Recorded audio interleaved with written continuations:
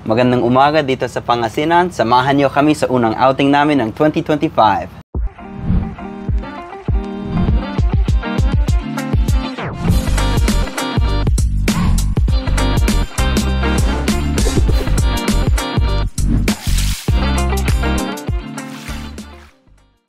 Kumakain lang si Reyna Jess ng breakfast niya. Ready na ang mga boys. Hala, excited. Ito ang mga merienda na dadalhin natin.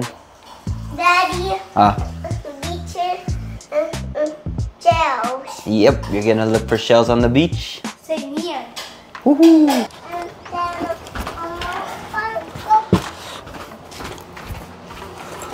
Daddy, do we have sunscreen? Sunscreen? Wala pa, anak. We need to go to Mercury Drug to buy some. I thought drugs were bad for you. Drug. Iba yung drugs na yan. Beach.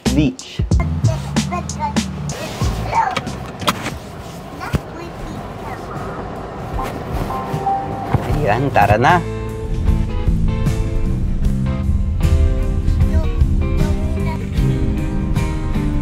Malapit na. Hero, look. You can see something. Ayan na. Yeah.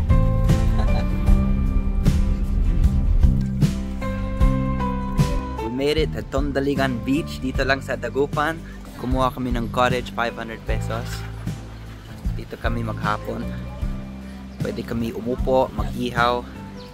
Pero may dala kaming baon. Nagbaon kami ng merienda, McDo. Hala, may menu na si Jess. Ano yan? Titingin na ako ng papaluto. May seafood. Ay, papaluto? Pumabili si Jax Boy ng bucket.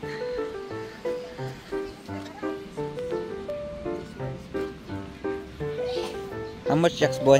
17. This one, sir, is 50 pesos. 50 pesos. Yes, and this one is 70 pesos. Yung malaking shovel po, magkano ba yan? Ito po, 60 siya. 60 Pero pesos. yung ganito, 50. 50 pesos. Okay. Kuha tayo ng pangbayad, Jax. Hindi tayo kay Lolang. Joke. Pabayad si Jax Boy. Sabihin mo, Jax, bayad po. Thank you po. Ito ang binili nilang bucket, 50 pesos. May kasamang shovels. Tapos itong mga crabs. Akala ko dalawa yung binili mo, Jax. Saan yung isa? Over there. Ay, dun sa loob. Zero. Ayun, no? Bili muna ako ng sunscreen pala. Nakalimutan namin ang sunscreen namin. Sabi ng isang kuya dito, meron dito sa kabila, sa isang tindahan. Kaya tignan natin kung may sunscreen sila.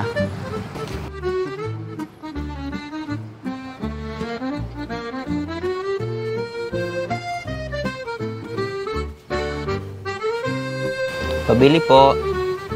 May sunscreen po kayo? 20 SPF. Yes. Okay. Masusunog. Masusunog ang balat ko eh. Magkano po yan? 45. 45. Itong maliit na SPF 20 lang ang meron na sunscreen sa tindahan. Kaya kung may sunburn ako mamaya, alam mo na. Naglalakad na kami sa beach. Kasama ko ang kapatid ko, si Amboy sa Pinas. Why do they have that at the beach? Playground. Maybe you guys could play on it mamaya.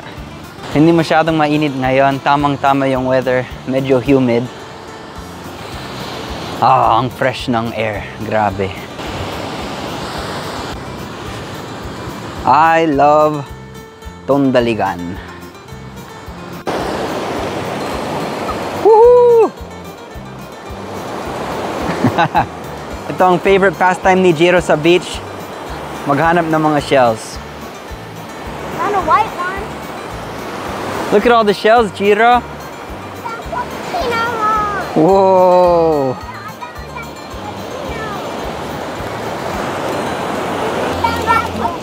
Not too cold?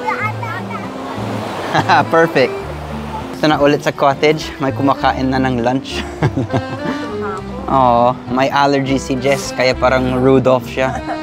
Super pula yung ilong niya. Wow, Sarap naman ang baon mo. Ting merienda muna tayo. Banana chips. Gusto mo ba? Sarap. Mangga. Maasim. Sarap. Wala tayong asin. Sayang. I want to get my hat with. Okay, I'll hold it. Super bright.